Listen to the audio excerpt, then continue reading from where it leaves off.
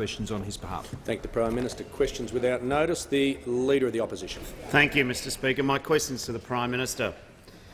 The Liberal candidate for Wentworth said yesterday that he was appalled at the treatment that was meted out to Malcolm Turnbull. Does the Prime Minister agree that the way that he and his government treated Malcolm Turnbull was appalling? And when will the Prime Minister tell the voters in Wentworth why isn't Malcolm Turnbull still the Prime Minister of Australia? The Leader of the House. The Prime Minister has the call. Thank you, Mr Speaker, and I thank the member for his question. As we've dealt with this matter before in previous question times, Mr Speaker, at the Wentworth by-election, the electors of Wentworth have a choice that they have before them. They can support Dave Sharma, the Liberal candidate for Wentworth. Member for Wakefield's warned. The candidate that is standing up for 29,000 small businesses in Wentworth, over 60,000 taxpayers who will be paying less tax as a result of the policies that our government has had legislated and taken through this parliament. Our government, first elected in 2013, our government re-elected in 2016, that has been delivering the strong economic management that is ensuring that more than 1 million Australians have got jobs. More than 100,000 young Australians have got jobs in the last 12 months alone, Mr Speaker. That is the economic record of our government, and all of that, Mr Speaker, the certainty that is required and the stability required to ensure that our economy can remain strong and we can guarantee the essential services that Australians rely on. That certainty is what Australians in Wentworth can vote for on this Saturday, and that would ensure the continued stability of our economy and the strength, Mr Speaker, that Australians rely on for the services that they seek guarantees on. The member for Bonner. Is to the Prime Minister. Will the Prime Minister update the House on how the government's actions to keep taxes low are working to keep our economy strong? What are the risks and what is at stake by adopting an alternative approach? The Prime Minister has the call. Thank you, Mr Speaker, and I thank the member for Bonner, who I've stood with on numerous occasions, where we've stood together and stood up for small and family businesses in his electorate, as I have with members right across this chamber on our side of the House, Mr Speaker. We believe that small and family businesses are the backbone of our economy. That's what we believe. That's what we believe. And that's why we have acted to reduce the taxes of small and medium and family-sized businesses right across the country. Now, it is true that on every occasion we have sought to do that, Mr Speaker, the Labor Party have opposed us. When we said that we wanted to broaden the definition of a small business from $2 million to $10 million, the Labor Party opposed us. When we said we wanted businesses of less than $10 million and more than $2 million to have access to the instant asset write-off and other small business tax concessions and pooled depreciation, the Labor Party opposed us. In fact, they even opposed the Henry report under their own government, which says they should have lifted that to $5 million, and the Labor Party opposed it. When we said that we wanted to have taxes fall to 27.5 cents in the dollar for all businesses up to $50 million, the Labor Party opposed us. And when we said that we wanted all businesses under $50 million to have their taxes go down to 25 cents in the dollar, the Labor Party opposed us. On every single occasion we have sought to do this, Mr Speaker, they have opposed us because they do not believe that small and family businesses are the backbone of our nation's economy.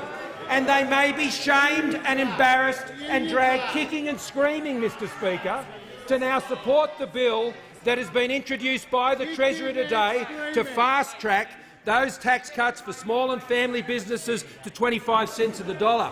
But I know this, they're going to still hit small and family businesses with higher taxes. That's what they'll do. They've got $200 billion and more in higher taxes. The $70 billion and more in higher personal income taxes. What they don't seem to understand is if you're an unincorporated business, you pay off the personal income tax rate, Mr Speaker, and they're putting that up for small and unincorporated family businesses. There's $25 billion in higher taxes on their family trust package, Mr Speaker, which is hitting family businesses. There's almost $46 billion in higher taxes to remove away the dividend imputation credits that are used by small businesses, during times of weak cash flow and low profitability, and they invest in those shares to support their businesses. That's another $5 billion a year going on the back of Australians accessing those credits. They're increasing the taxes on small businesses and family businesses' superannuation contributions. They're increasing their taxes on housing. Concluded. The Manager of Opposition Business. Thanks, Speaker. My question is to the Prime Minister. Is the Prime Minister honestly expecting Australians to believe that an administrative error was to blame for the government supporting a motion which used a white supremacist slogan when it knew of the motion in September, directed its senators to vote for it yesterday, cabinet ministers then tweeted in support of the motion last night, and today the government refused to allow this House to debate and reject it? Is this what the Prime Minister meant when he called his own government the Muppet Show? Prime Minister has the call. Mr. Speaker, I always expect the Labor Party to play politics with serious issues. That's what I expect. Members on my left. These are serious issues, Mr. Speaker. The Leader of the Government in the Senate has made a statement to the Senate, and I'm pleased to table that for the information of members. And, Mr. Speaker, I refer the matter to the Attorney-General. The Attorney-General has the call. I thank the Prime Minister and from members opposite I'll give them the explanation that they seek. There are about 50 or 60 Senate motions that can be generated in any given sitting week. A great many are transmitted to my office. Resume his seat. Members on my left will cease interjecting. They expect me to hear the answer so I can rule on points of order. If members keep interjecting, I will deal with them in the normal way. The Attorney-General has the call. Mr. Speaker, what appears to have occurred on this occasion is that an email advising an approach on the motion did go out from my office. It went out without my knowledge. That appears to have happened because of the large number of motions on which my office's views are routinely sought. This one was not escalated to me because it was interpreted in my office as a motion opposing racism. The associations of the language in the second part of the motion were not picked up. The fact is that the relevant email or motion was not seen by me. As Minister Cormann noted, that was an error, and that is an error which includes substantial error on the part of me and my office. That obviously put my Senate colleagues and Senator Ruston in a very difficult situation. I take full responsibility for that deficient process in my office. To the extent that the tweet was in any way interpreted to support the motion, that's not what was meant by the tweet. The tweet said, Mr. Speaker, that our senators deplore racism of any kind. It was meant to support Senator Ruston's statement that she and the government condemns all form of racism. So, Mr. Speaker, I just simply want to say that the criticism of me and my office is a completely fair cop, and I accept and apologise for the process in my office. And I use the language fair cop, Mr. Speaker, because that is precisely the language the Leader of the Opposition wisely used when he was criticised about a year ago for producing a full political television ad meant for the Queensland market with an all-white cast under the banner of Australians First. Member for Isaacs. The member for Isaacs is wrong. The member for Isaacs is The member for Grainler called that a shocker. The Leader of the Opposition will recall his explanation that although the final ad was cleared through his office, he'd not seen the final product, and he said that was a bad oversight that won't happen again. So it's very interesting that the Labor leader is unwilling to accept an admission of a bad oversight on the part of my office with respect to an email, but he was an entire TV commercial went out of his office starring him, which he says that he never saw, and we're meant to accept that. The member for Forrest. Thank you, Mr. Speaker. My question is to the Treasurer. Will the Treasurer update the House on how the government's strong economic management, including providing tax relief for small and medium businesses, is delivering for all Australians, including in my electorate of Forrest? What are the risks and what is at stake from an alternative plan? The Treasurer has the call. Well, thank you, Mr. Speaker, and I thank the member for Forrest for a question about the economy, because we don't get any from those opposite, Mr. Speaker. We don't get any from those opposite. And the member for Forrest, she works hard. for the people from Bunbury to Busselton and down to Margaret River, Mr Speaker, the people at the vineyards, the people on the dairy farms, Mr Speaker, working hard to support the tourism operators across her electorate. And like many on this side of the House, we have brought into the House a bill which will reduce the taxes for around 3 million Australian businesses, Mr Speaker. 3 million Australian businesses that employ some 7 million people, Mr Speaker. And our legislation will provide tax relief to these businesses 5 years earlier than first anticipated, Mr Speaker. So when you go and see the butcher or the baker, the florist or the fishmonger, the cafe or the chemist, you can tell them that the Morrison government is reducing their taxes, Mr Speaker. And this builds on the legislation that just passed the parliament only a few weeks ago to extend the $20,000 instant asset write-off for another year. And as the former Treasurer, now Prime Minister, knows, in the most recent data, that instant asset write-off was used by some 300,000 Australian businesses, Mr Speaker. That is what is happening out there in the real world, Mr Speaker, in the economy as a result of the measures that this side of parliament has taken. Now I'm asked, are there any risks to this approach? Well, we know that the Leader of the Opposition has a 5-point plan. A 5-point plan to increase your taxes, Mr Speaker. Increases taxes on your income, increasing taxes on your business, increasing taxes on your property, increasing taxes on your savings and increasing taxes on your electricity bill, Mr Speaker. That is the Labor Party's 5-point plan. And when it comes to small businesses, the Leader of the Opposition has had 4 different positions, Mr Speaker. His first position was only to support tax relief for businesses up to $2 million, Mr Speaker. Then he went to CEDA in June and said he was going to repeal the tax relief for those businesses with a turnover of between $10 and $50 million.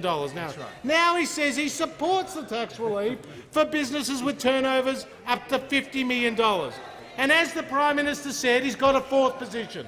And that 4th position is to increase taxes on family businesses by $25 billion, Mr Speaker. So the Labor Party, until they come into this place and walk back from that increase in tax, the Labor Party will never be a friend of small business. The Deputy Leader of the Opposition. Thank you, Mr Speaker. My question is to the Prime Minister. The government claims its decision to endorse a white supremacist slogan in the Senate was an administrative error. Was it an administrative error when the government voted to cut $14 billion from public schools? Was it 8 administrative errors when it voted to cut penalty rates? Was it 26 administrative errors when the Prime Minister voted against a banking royal commission? Is the government's message in Wentworth really vote for a government that has absolutely no idea what it's doing? The Leader of the House on a point of order. Members on both sides. Mr Speaker, that preamble to that question is deeply offensive. I would point out to the House that the Senate has just recommitted that motion and unanimously voted against the motion from yesterday. So to continue to repeat that canard is quite offensive, and I'd ask the member to not do so. The Manager of Opposition Business. I don't think I need a point of order. I understand the point the Leader of the House is making, but it's really not for me to judge those matters. It's really not. The question is in order.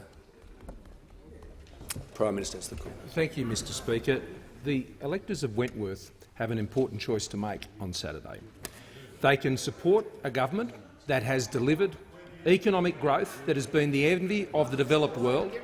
They can support a government that has created, working with business and those all around the country, more than 1 million jobs over the last 5 years. They can support a government that has ensured that we've been able to keep Australians safe, Mr Speaker, keeping Australians safe. And you know, the Labor Party likes to talk about bipartisanship on these sorts of issues. But what I know about the Labor Party is they subcontract the hard decisions on national security and the economy to the government. They're happy to support us on occasion, Mr Speaker.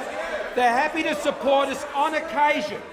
But what would actually happen if the Labor Party was sitting on these benches when it comes to Australia's national security, when it comes to our border security, when it comes to our economic security, when the Liberals and Nationals are not there to make the decisions about taking down taxes for individuals and small business? What would happen if the Labor Party got one step closer and this leader of the Labor Party, who thinks that his vision of Australia and his version of leadership is to divide Australians on one side and the other, into winners and into losers, into those who employ and those who turn up and work for wages, between parents who want to send their kids to an independent school and parents who want to send their kids to a state school, Mr Speaker. The Leader of the Opposition only has a plan to divide this country for his own political interests and purposes, Mr Speaker.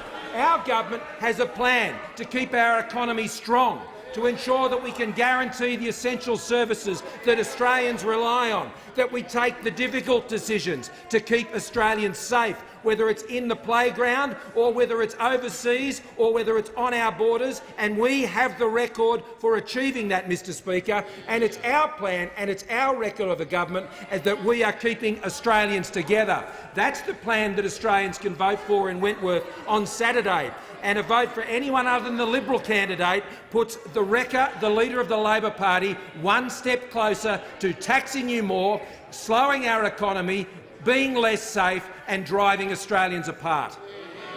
The member for Mayo.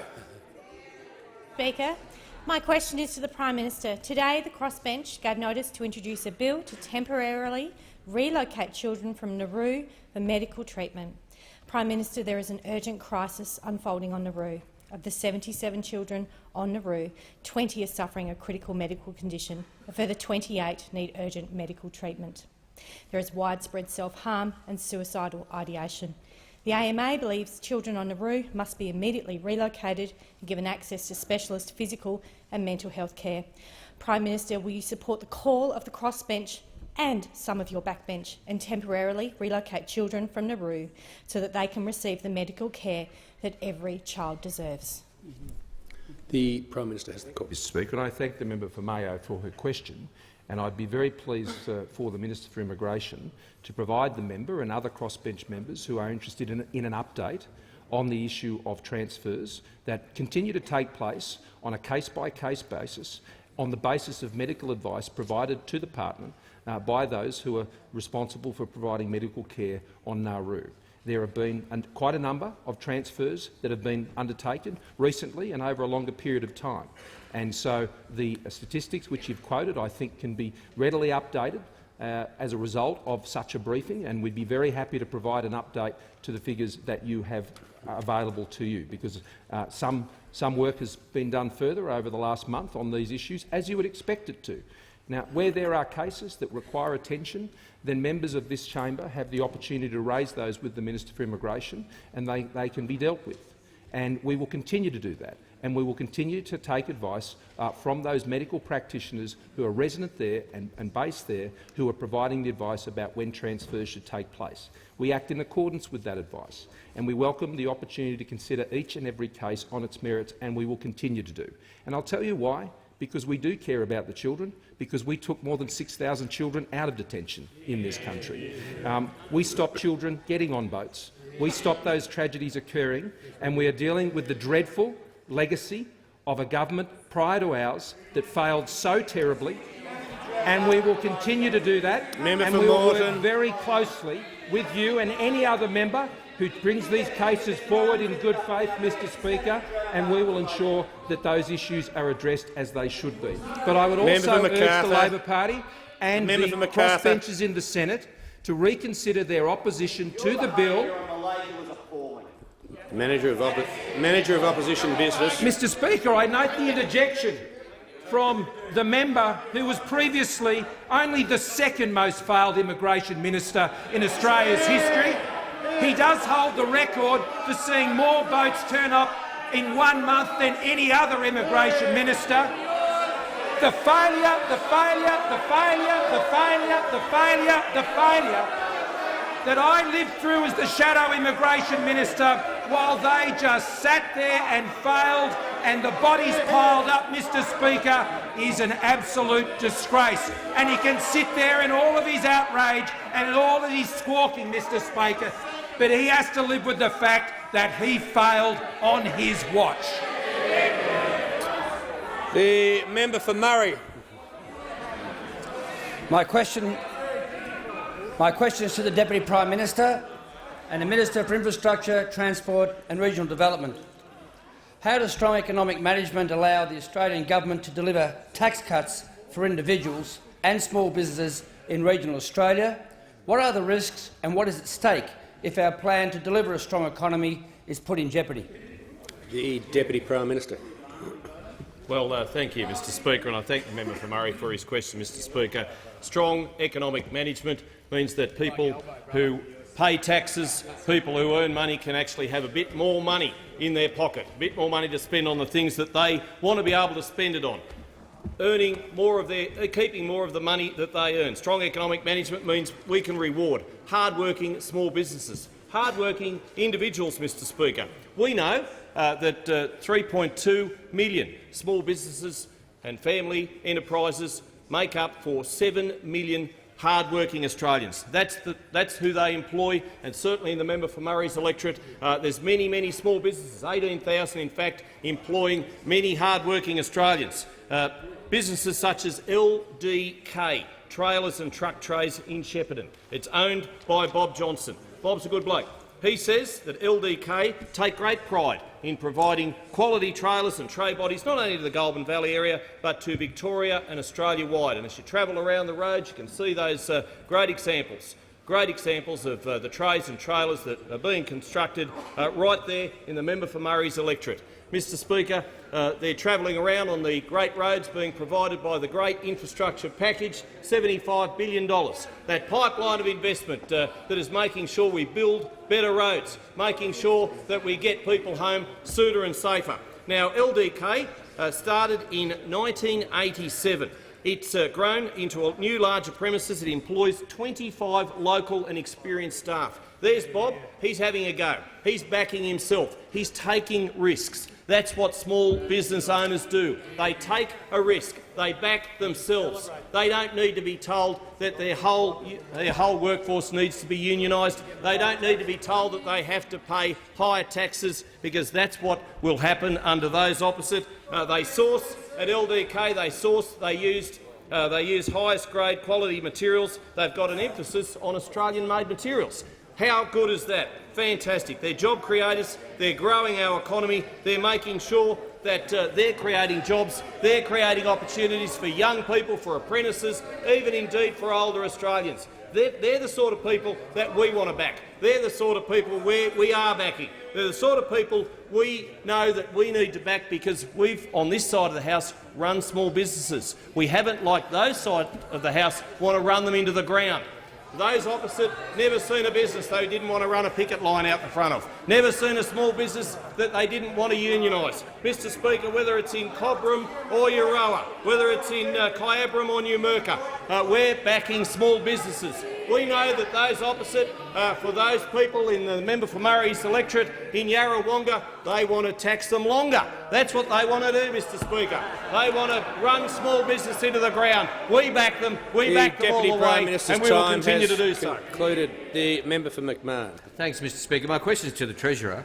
Can the Treasurer confirm that when Labor said Western Australia wasn't getting their fair share of the GST, the government denied it and then accepted it? When we said the GST floor needed to be legislated, the government ignored it and then agreed to it. And then when we called for that legislation to ensure that no state or territory is left worst off, the government rejected it, but today accepted it. The Treasurer has the call. Well, thank you, Mr Speaker. Well, I'm glad to report to the House that it is a Liberal and National government that is delivering a fairer and more sustainable GST, Mr Speaker. And that those opposite did nothing. Nothing with 6 years in when they were in office. Now, the member for McMahon, he's had 4 positions. The member for McMahon's first position was we want to top up Western Australia, but we don't want any broader changes. That was his first position. Don't change the formula. Remember, that was his first position.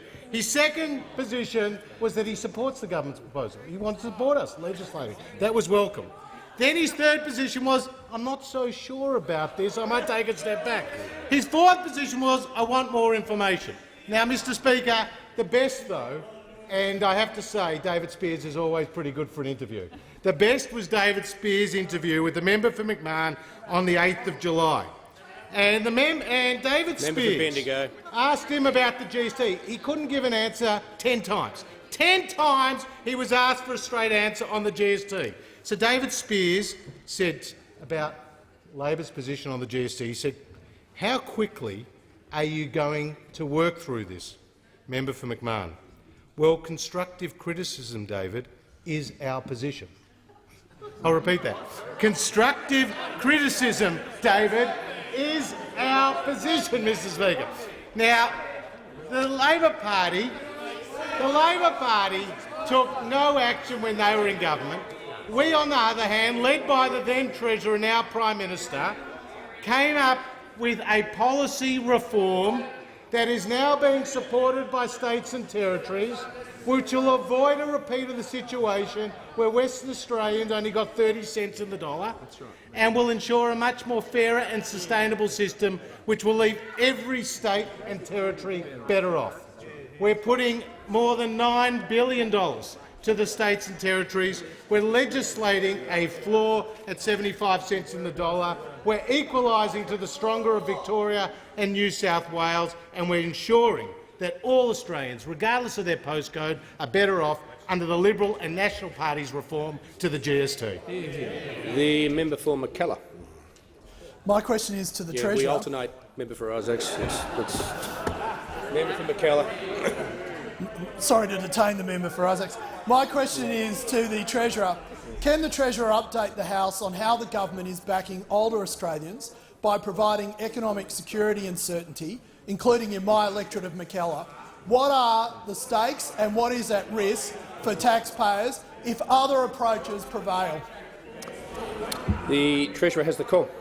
Thank you, Mr Speaker. I thank the member for McKellar for his question, because I know that he's working hard to support the 28,000 seniors in his electorate, the more than 28,000 people over the age of 65 in his electorate. Now, Mr Speaker, those seniors in his electorate, like all people in his electorate, are benefiting from the stronger economy under the Liberal and National government. A stronger economy which has seen GDP growth of 3.4% through the year, at its fastest rate since the height of the mining boom. A stronger economy which has seen our AAA credit ratings reaffirmed by the 3 leading rating agencies. A stronger economy which has seen us recently announce the smallest budget deficit in a decade, on track to come back into balance a year earlier than expected in 1920. And a stronger economy which has delivered on our promise to the Australian people to create more than 1 million new jobs, or more than 1,000 jobs a day, Mr Speaker. That is the record of the Liberal and National governments. Now, Mr Speaker, we know that those opposite have a plan to tax and spend, a plan to tax more on your income, more on your company, more on your savings, more on your property and more on your electricity bill. But it really is the retirees' tax which is punishing those Australians, those senior Australians in the seat of McKellar and around the country who have worked hard, that have prepared for their own retirement. Now, Mr Speaker, we know that the Labor Party's retirees' tax will hit 900,000 individuals across the country, will affect 200,000 self-managed super funds and 2,000 super funds. And it's not the rich that the Labor Party is targeting. It's actually the hard-working seniors that are saved for their retirement. I wonder if the Leader of the Opposition knows that 84% of those affected by his retirees' tax have a taxable income under $37,000. I wonder if the Leader of the Opposition knows that his retirees' tax affects 96% of people who have a taxable income under $87,000, Mr Speaker. Now, I thought it was put best by this respondent to the Wilson Asset Management Survey, who said, an inconvenient truth for those opposite, Mr Speaker. This is what he said: "Why bother working hard and saving for retirement? I might as well spend and enjoy life and then go on the pension." Mr Speaker, that is what's going to happen. More Australians are going to go on the pension, more Australians will be worse off, and the Labor Party will tax aspiration, they will tax hard work, and they will tax hope. The member for Isaacs. Speaker, my question is to the Prime Minister. Yesterday, when asked about laws which allow discrimination against LGBTI teachers, the Treasurer said, and I quote, "I don't think these laws are right." And today, Liberal Senator Dean Smith has said he supports, and I quote, "amendments to remove discrimination against LGBTI teachers." Will the Prime Minister join with Labor to ensure that teachers can't be sacked just because of who they are and who they love? The Prime Minister has the call. Mr Speaker, and I thank the member for his question. What I've said yesterday, and I'll say again today, is that the issues relating to the broader religious freedom report will be dealt with once we've had the opportunity as a government to provide our response and release the full report, and there will be time enough to deal with those important issues down the track, and we look forward to doing that. What I have written to the Leader of the Opposition about is ensuring that we act right now, in an area of absolute consensus when it comes to the issue, ensuring that there is the children who are in schools who may be have fears or anxieties related to the way that this issue was misrepresented over the last couple of weeks, that we can deal with that once and for all, and we can practically deal with this issue, and we shouldn't be playing politics with it. We should just be able to get on and do it, because, Mr Speaker, even the member who has asked me the question today has admitted in his interview today with Fran Kelly the question of the exemption for staff, teachers and other staff working in religious schools is a complex one. That's what he said.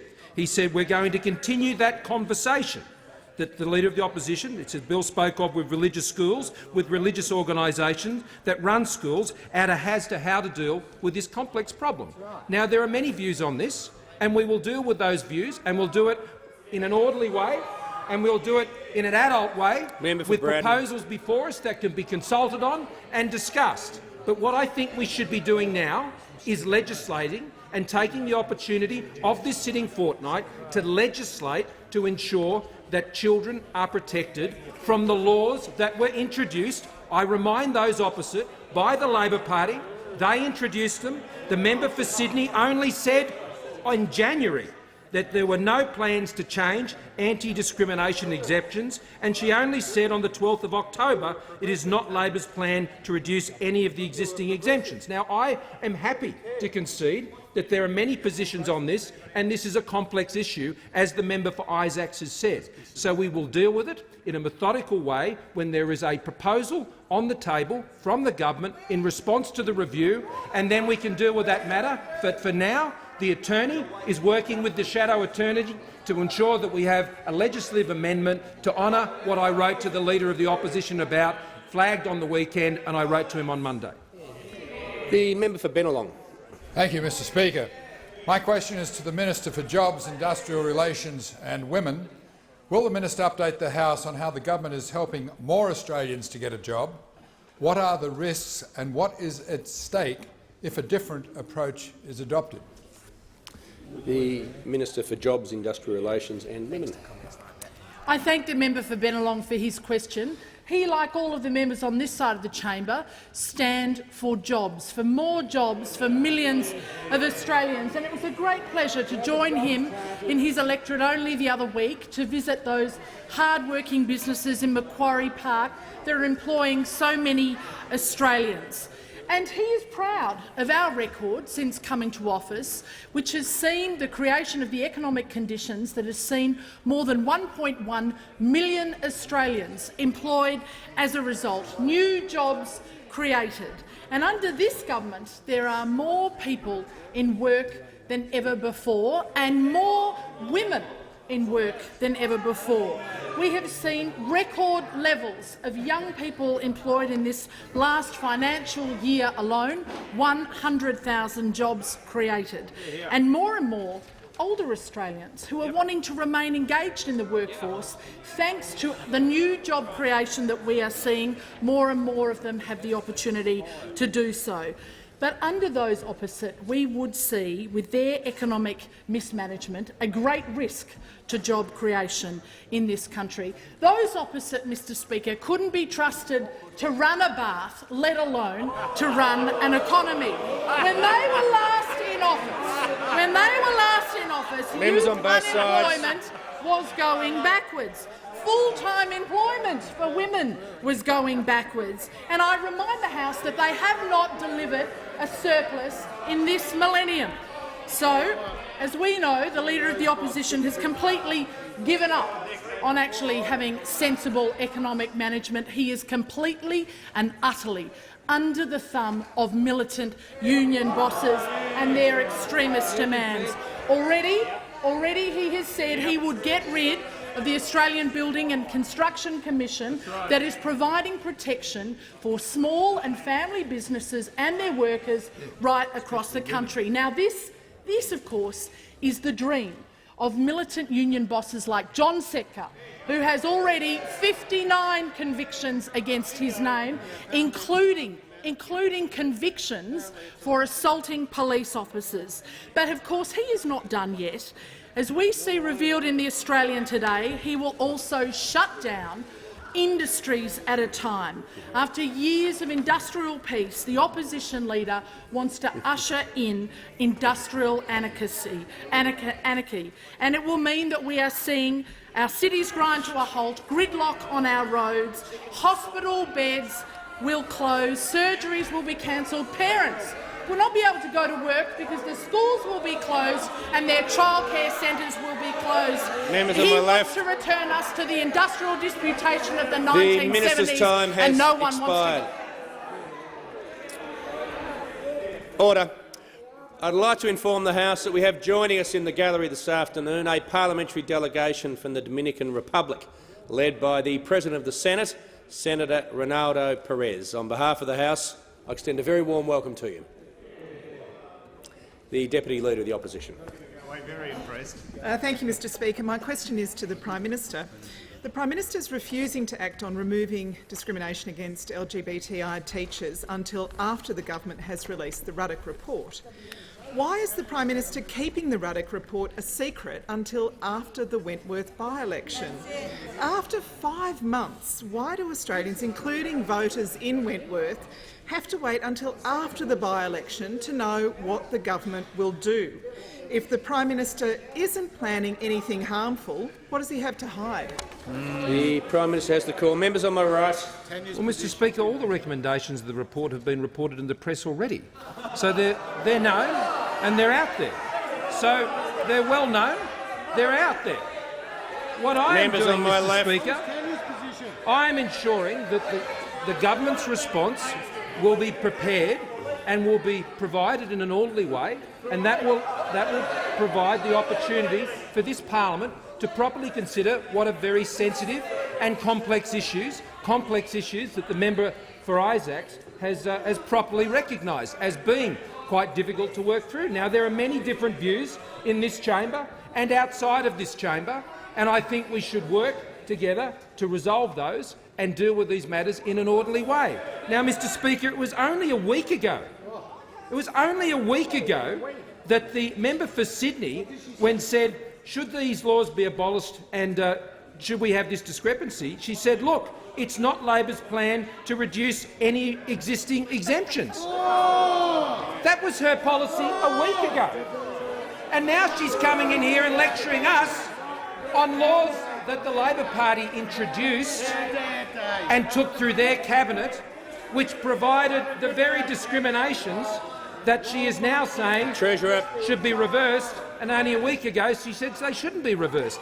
So forgive me, Mr Speaker, if the government is going to take a more responsible and orderly process to provide our response. Now, Mr Speaker, 7 weeks ago, just over, I took on the role as Prime Minister. I had not seen that report prior to that time. It had not been to Cabinet to be considered at that time.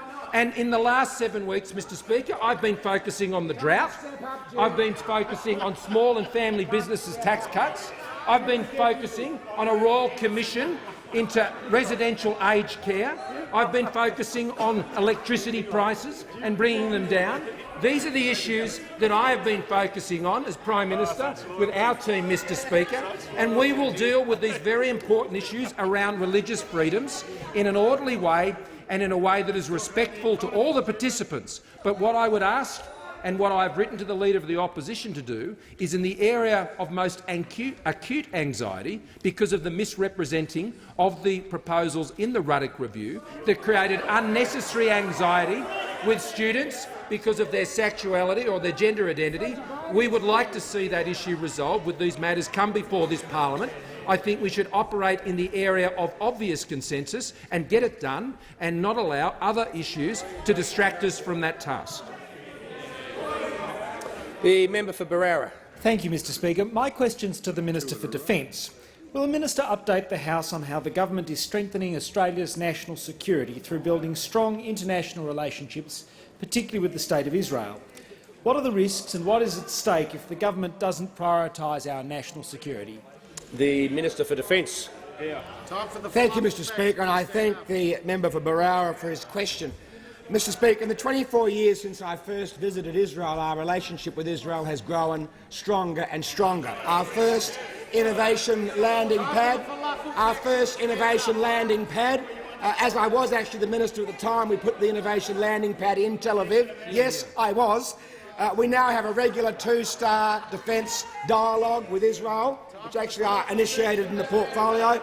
In July, I held the first Australia-Israel Defence Industry Cooperation Joint Working Group, and as the Leader of the Opposition pointed out, yes, I actually initiated that as well.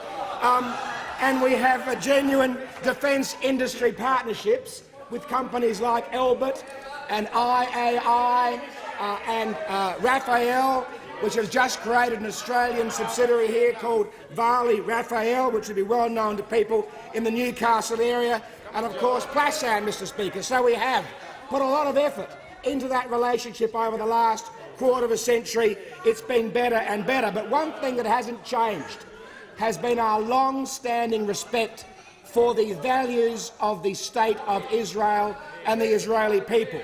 They are a beacon of liberal democracy in the Middle East, unlike no other, Mr Speaker. And today's announcements by the Prime Minister reaffirm that relationship, Mr Speaker. And it's very important to think of what is at risk. What is at risk, Mr Speaker, if a Liberal and National government is not re-elected at the election next year? If a Liberal National government was not in power, Australia would not be open to a discussion about where our embassy should be in Israel. If a Liberal and National government was not in power, Mr Speaker, we would not be reconsidering our support for the JCPOA Iran nuclear deal, Mr Speaker. If a Liberal National government was not in power, Australia would not be announcing reciprocal defence attaches in Tel Aviv and in Canberra, Mr Speaker. That's the reality of democracy. This side of the House knows its view on Israel and national security. The other side of the House has subcontracted their views on national security out to the Liberal and National parties, Mr Speaker. They keep claiming bipartisanship on national security. What is their position on the decision that we have made, the announcement that we have made today? What is Labor's position on the announcements that we have made today to strengthen our relationship with Israel, Mr Speaker?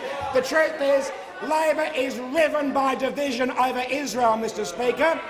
Bob Carr and the New South Wales Labor Party have taken control of the agenda on Israel inside the Labor Party, and it's time for the Leader of the Opposition to stand up and support the government's announcements that we made today. The Deputy Leader of the Opposition.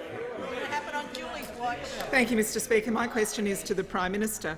In June, when asked whether Australia would follow President Trump and move its embassy to Tel Aviv, the now Prime Minister said, and I quote, "No, it's not the government's policy, it's never been under review and we're not doing it." Does the Prime Minister stand by this statement, or is the Prime Minister really so desperate to save Wentworth that he will say and do anything, even if it means overturning 70 years of bipartisan foreign policy? Members on my right, the Prime Minister has Thank you, the call. Mr Speaker. My statements in June reflected the policy of the government at the time. It did. As Prime Minister, I've made announcements today which flag that our government is open to considering, in the context of a two-state solution, which we do not resolve from. In fact, it is because of our commitment to a two-state solution that we believe that we need to be open to more innovative ways to progress that agenda, and that should involve consideration not only of the recognition of the capital of Israel being in Jerusalem, but also of a Palestinian state in East Jerusalem, and for an embassy to potentially be located in West Jerusalem, Mr Speaker. Tomorrow morning, the United Nations will vote on the G77 decision that would allow Palestine to take up the chair of the G77. Our government will not be sitting on the fence. We will be voting no on that decision, Mr Speaker. And in addition to that, as has been explained by the Minister for Defence, we are reviewing without prejudice our position on the Joint Comprehensive Plan of Action, also known as the Iran nuclear deal, Mr Speaker. This is an issue of real concern within the Jewish community, Mr Speaker, as I'm sure members opposite know and are being silenced by members like the member for Sydney or the member for Watson, Mr Speaker, or the faction within New South Wales controlled by Bob Carr, who is making the Labor Party walk away from their support of Israel, which was once understood and was once appreciated, and now the Labor Party cannot form a view on this, Mr Speaker. Well, our government can form a view. We can form a view. We are for a two-state solution, and we are for our support for the nation and state of Israel, and we are for working together to go and achieve that solution in a way that considers, Mr Speaker, the proposal that we could potentially have a recognition of the capital in Jerusalem and potentially have embassies located in Jerusalem. Now, the Labor Party won't even allow that thought to pass their minds. All I have simply said today is we have not made progress. We are not making progress to a two-state solution in the Middle East. If you keep doing the same thing, Mr Speaker, as the Labor Party wants to do, you will not get a different outcome. We believe in a two-state solution, and we're prepared to listen to innovative ideas like the former ambassador to Israel, Dave Sharma, who'd know more about this issue than any single person sitting on those benches, Mr Speaker, and I would welcome his contribution in this chamber as someone who understands the sensitivities and the complexities of achieving a two-state solution. So we know what Dave Sharma stands for. We know what I stand for. Prime Minister's time has concluded. Prime Minister's time. The member for Griffith, who's been warned yet again, will leave under 94A, and I call the member for Hughes. My question is to the Minister for Home Affairs. Will the minister update the House on how the government is keeping Australians safe through a robust national security agenda?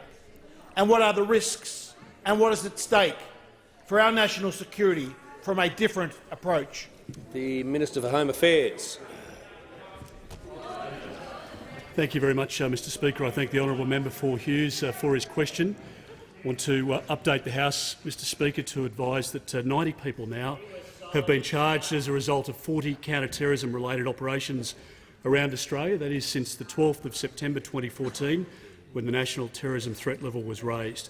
We know, Mr Speaker, that around 230 people in Australia are currently being investigated for providing support to individuals and groups in the Syria-Iraq conflict. And we also know, Mr Speaker, that there are many other threats, not only in terms of national security but in terms of our border security as well. We know that the threat of terrorism has not gone away and it will not go away for our lifetimes. We need to make sure that we deal adequately with it. And what people know of this government, Mr Speaker, is that we will put the resources behind our national security agencies and we will have the capacity to make the decisions that are necessary to keep our country safe. Mr Speaker, we demonstrated it when we were in government in relation to the Howard years where the boats were stopped, and yet changes were made to border security by Labor when they were in power, and we saw 50,000 people arrive on 800 boats, 1,200 people tragically drowned at sea, thousands of children ended up in detention, Mr Speaker. What we saw under Labor was a complete disaster. A complete disaster because not only did they lose control of our borders, but they ripped money out of our national security agencies, including the Australian Federal Police. Now, Mr Speaker, why can't people trust the Leader of the Opposition? Why do they have a doubt in their mind when they hear him speak? Because they know, Mr Speaker, he is not sincere when he says that he will stand up for the national security or border security of this country. Labor always plays a big game in opposition, but whenever they get into government they always fail on these key tests. And, Mr Speaker, the fact is that these threats will not go away. And if Labor was in government after the next election, we know again that they would mismanage the economy, that they would rip money out of national security. We know even in relation, Mr Speaker, to the listing of pharmaceuticals that they ran out of money and they stopped listing pharmaceuticals, Mr Speaker. No wonder they ripped money out of the Australian Federal Police, out of Customs, out of AUSTRAC. They took billions of dollars and put it in to try to patch up the disaster that was their border protection policy. And, Mr Speaker, the reality is that if they are elected at the next election, they will do it all over again. They default to us when we are in government. They hide behind the decisions that we make on national security and border security, but when they move, Mr Speaker, into government, they have no idea what they are doing. There are many people on the front bench of the Labor Party that have their heads hanging low right now because they know that they were a disaster on border protection and national security. The Australian public should never, ever trust this Leader of the Opposition or a Labor government again. Concluded. The Leader of the Opposition. Thank you. My question is to the Prime Minister. The Secretary of DFAT has said that the US decision to move its embassy to Jerusalem had not been helpful and had made what was already a very, very difficult process even harder. Why is the Prime Minister ignoring the view of Australia's top diplomat and making up foreign policy on the run? Does the Prime Minister seriously expect anyone to believe that this stunt was about anything other than Wentworth? Is he really so desperate that he will say and do anything to save Wentworth, including overturning 70 years of bipartisan foreign? The Prime Minister has the call. Thank you, Mr Speaker. The Leader of the Opposition is not being truthful with the House, because it is true. For decades and decades, the Australian Jewish community could trust the Labor Party when it came to support for Israel. And, Mr Speaker, that cannot be said anymore. There is not a bipartisan position on these issues anymore, Mr Speaker. The former Premier, Bob Carr, has ripped that up, Member Mr. for Speaker, Isaacs has been warned. and anyone who lives in New South Wales knows that very, very well. The former Premier in New South Wales and his advocacy inside the New South Wales Labor Party has torn up any bipartisanship between this side of the House and the other side of the House when it comes to these essential questions. So the Leader of the Opposition can come to the dispatch box and he can beat his chest, but what he can't do is he can't say that he supports the announcements that I've made today, Mr Speaker. He cannot say that. He is not open to the question of whether we could recognise Jerusalem as the capital of Israel. He is not open to the question of ensuring that we review our position on the Iran nuclear deal. He is not open to the question of voting no on the question of Palestine taking up the chair of the G77. These are not the positions of the Labor Party, but they are the positions of our government, Mr Speaker. Mr Speaker, I table for the benefit of the House an excellent article which has been written by Dave Sharma, who is Australia's ambassador to Israel, Mr Speaker. Not a passing commentator on this topic, but someone who was appointed to that job by the Labor Party when they are in government, Mr Speaker. And I table for their benefit the article which he wrote back in May. And in that article, he puts forward the argument, which I think is a persuasive one, that pursuing that agenda is consistent with a two-state solution, and it can be pursued on that basis. And so we can have a commitment to that important principle which Australia, I think, will never move away from, and our government will never move away from. But we need to be addressing this issue in different ways. Now, the comments made by the Secretary of the Department were made in relation to the decision made by the United States. A decision made by the United States is different to a decision taken by Australia on these matters. We have taken this decision independently to be open to these questions. I have had no discussions with the President of the United States or with their officials on this issue. This is a matter that we have considered ourselves, Mr Speaker. Now, the Leader of the Labor Party, I went to Israel with the Leader of the Labor Party. I seem to remember what I learnt there. He seems to have forgotten. Concluded. The Leader of the Opposition. I just seek leave to table the remarks of the DFAT Secretary Francis Adamson. Is leave granted? Leave is not granted. The member for Brisbane. Well, thank you, Mr Speaker. My question is to the Minister for Defence Industry. Can the minister outline to the House how our government is growing Australia's defence industry? What are the risks and what's at stake from alternative approaches? The Minister for Defence Industry. Thank you very much, Mr Speaker. And can I thank the member for Brisbane for his question, because everyone on this side of the chamber is absolutely passionate about what it is that the Liberal and National government's doing for Australia's SME sector, and in particular the way in which we're delivering for Australian small and medium-sized businesses through our $200 billion build-up of sovereign capability when it comes to Australia's defence industry. The fact is, Mr Speaker, that the Liberal National government is repairing the damage that was done to Australia's defence posture as a consequence of 6 years of inaction by the former Labor government. And the way that we're doing it, Mr Speaker, is in two prongs. The first is to ensure that we build up domestic capability, and we're doing that with a substantial investment. An investment that we're able to make in Australia's defence posture as a direct consequence of the strong economic stewardship of the Liberal and National government. It's only because we've been able to get the budget back under control that we've been able to invest in building up Australia's defence industry, because we are deeply committed to businesses like those found in the member for Brisbane's electorate, businesses like Explosive Protective Equipment, a family-owned business in his electorate that employs 22 hard-working Aussies. And all across Australia, Mr Speaker, we've got so many examples of great Australian SMEs. There's some 3,000 or so that employ around 13,000 hard-working Australians in this sector.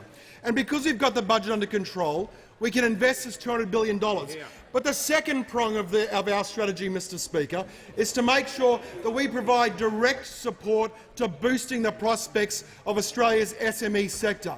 And we are doing that through policy settings that ensure that we have overcome the challenges that were left behind by the Australian Labor Party. So when the member for Brisbane asks about risks, there are substantial risks. Not only substantial risks to Australia's economic position from an Australian Labor Party if they are elected at the next election, but also to Australia's defence and Australia's defence industry. Because what we saw when Labor was last in power was 6 years of inaction. We saw the Australian Labor Party preside over a situation where they did not put in a single order for a new boat while they were in government. And so we saw the peaks and the troughs of a lack of investment in Australia's defence industry. It's taken now the Liberal National government to build capacity by $200 billion and to put in place a continuous shipbuilding plan which will create 15,000 jobs and see an investment of $89 billion. Only a strong Australian economy can make that kind of investment, and only the Liberal and National government can, through prudent economic management, make sure that we create opportunities for small business, create employment for Australians and make sure there's a strong, continuous pipeline of new opportunities. The Leader of the Opposition. Yes, sir. My question is to the Prime Minister. Is the Prime Minister aware of reports that Indonesia is reconsidering its trade deal with Australia as a result of the Prime Minister's rushed announcement today? How many jobs could be at risk as a result of today's foreign policy on the run announcement about moving the embassy? The Deputy Prime Minister will cease interjecting. The Deputy Prime Minister will cease interjecting. The Leader of the House, trying to give the call to the Prime Minister. Prime Minister has the call. Thank you, Mr Speaker. It may not be known to the Leader of the Opposition, but I've been in direct contact with President Widodo over the course of last night and through this morning, as has the Minister for Foreign Affairs, been in direct contact with the Indonesian Minister for Foreign Affairs. This is all part of our regular management of these relationships, and I'm been pleased to be able to explain very clearly the nature of the announcements that I've made today, and I've been very pleased with the response that I've received from President Widodo, and we will continue to work closely and cooperatively with our allies and with our partners all around the world on these issues. What I'm looking forward to over the next few months as we go through the summit season is canvassing these ideas with other leaders and to gain their views before the government forms a particular view on this issue. That is actually how you make decisions. You consult with your friends, with your neighbours, with your allies. You commence a process. You don't unilaterally make this decision. We have commenced this process. We are doing it in good faith. We are open to the possibilities of what can be achieved. But what this shows in the reckless way that the Leader of the Labor Party has sought to undermine the announcements that have been made today and to scaremonger on this issue, Mr Speaker, is the recklessness with which he would adopt a policy in government. Now, Mr Speaker, in 2007, if I'd gone and knocked on someone's door and I'd said to them, if you elect the Labor Party, 1,200 people will die at sea, 50,000 people will turn up on 800 boats, they'll implement policies that set fire to people's roofs, they'll ensure that the budget goes into deep deficit and the debt will go off the charts, people would have locked me up, Mr Speaker. They would have locked me up.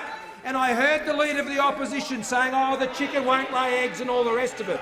When the people of Australia last elect a Labor government, they made a complete hash of it, and the Australian people will not forget that. The member for Bowman. Speaker, a question for the Minister of Health. Will the minister update the House on how a stronger economy enables the government to support Australian patients living with severe inflammatory spinal arthritis through the listing of new medicines on the PBS? What are the risks and what's at stake from alternative approaches to the supply of medicines as recommended by the experts? The Minister for Health. Thank you very much, Mr Speaker, and I want to thank the member for Bowman, in particular for his continuing work as an ophthalmologist, where he provides voluntary services to patients free of charge in the South Brisbane area on a periodic basis. As well as that, though, of course, he's been a long-standing advocate for better access to more medicines for patients around the country.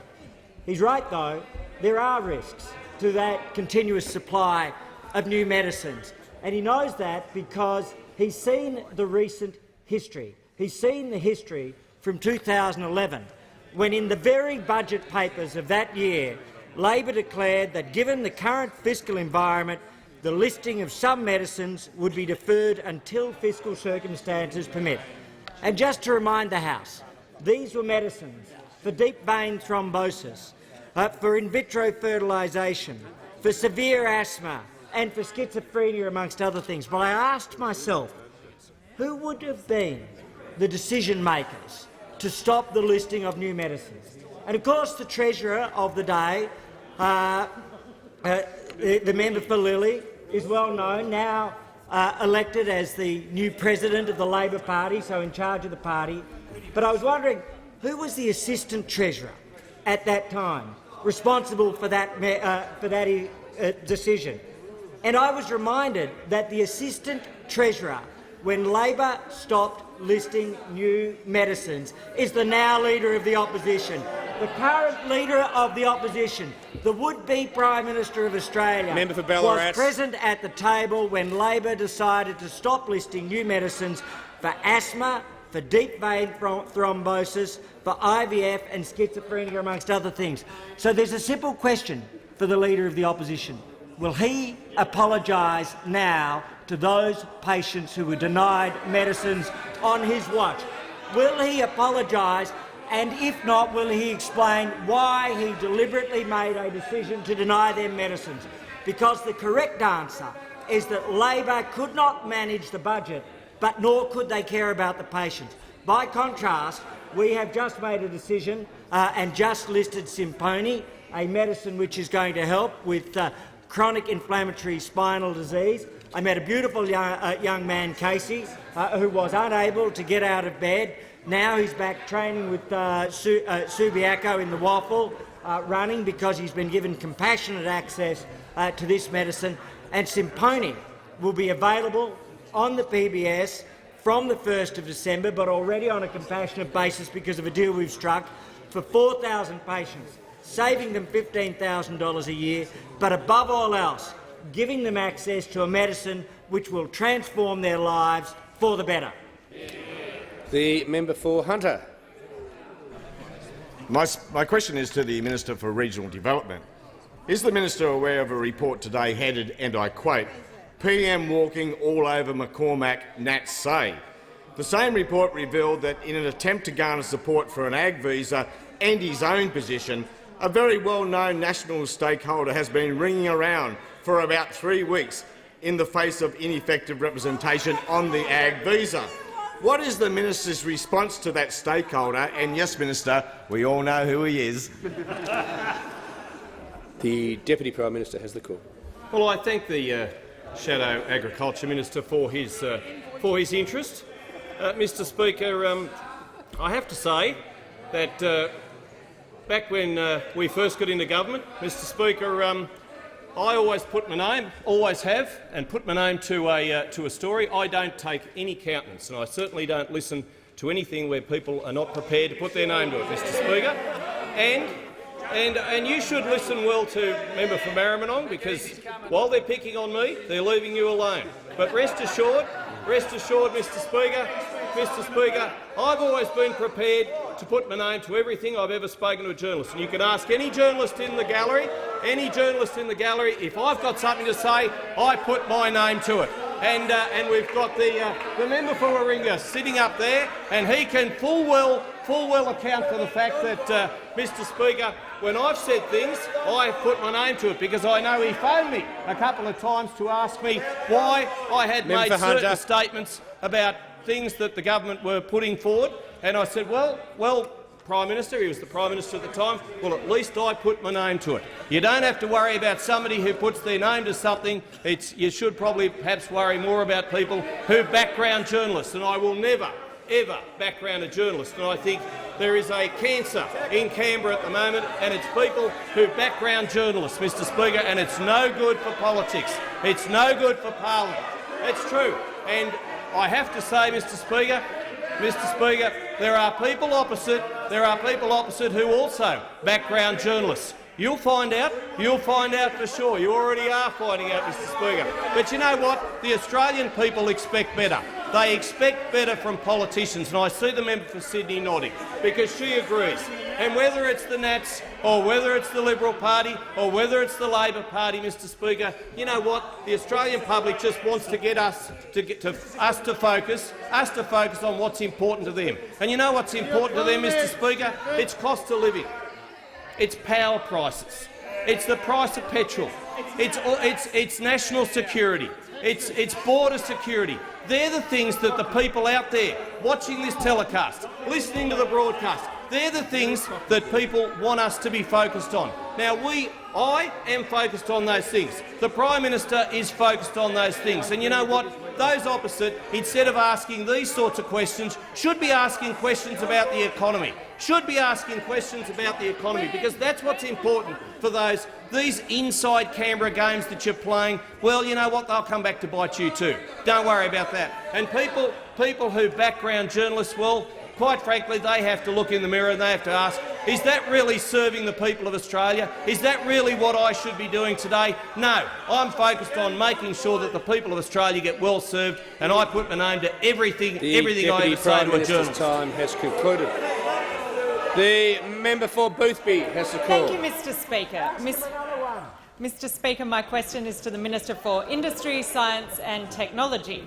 Will the Minister update the House on how the government is promoting the participation of women in science, technology, engineering and maths? What are the risks and what is at stake from alternative approaches? The Minister for Industry has the call. Thank you, Mr. Speaker, and I thank the member for her question, and I note the great work that the Flinders University is doing through their program Women Branching Out in her electorate of Boothby. This program supports women studying science, technology, engineering and maths subjects by providing role model workshops, leadership skills to help women in their careers.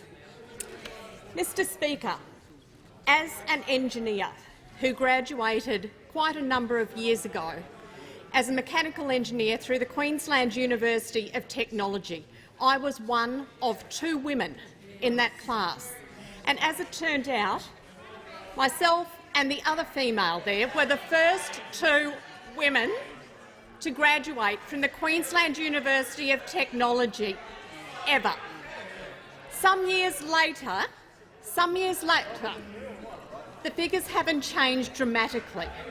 And what we need to be conscious of is the fact that if we don't encourage more women to study science, technology, engineering and maths, Member for Bruce then is we are warned. limiting their opportunities, the opportunities of women to take their rightful place in the workforce, because we know that 75% of the jobs of the future will require skills in science, technology, engineering and maths.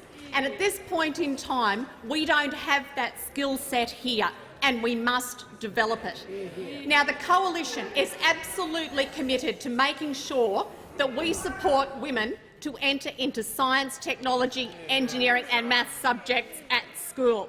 Now, part of that announcement that I made on the weekend was to ensure that we gave every opportunity to young people to be inspired, young women to be inspired to these subjects by appointing Australia's first ever Women in STEM ambassador. We have appointed Professor Lisa Harvey-Smith. Now, Mr. Speaker, Professor Lisa Harvey-Smith is an outstanding advocate for women in the STEM fields. She is an award-winning astrophysicist holding a PhD in radio astronomy from Jodrell Bank Observatory at the University of Manchester and a master's degree in physics with honours in astronomy and astrophysics from the University of Newcastle upon Tyne. She is a public advocate for science and has presented on numerous radio and television broadcasts, including ABC Television's Stargazing Live. She won the 2016 Eureka Prize for promoting understanding of Australian science research. And, Mr. Speaker, can I say that those opposite have shown their true form because they— The Minister's time has concluded. The Prime Minister. Thank you, Mr. Speaker. I ask that further questions be placed on the notice paper. Thank the Prime Minister.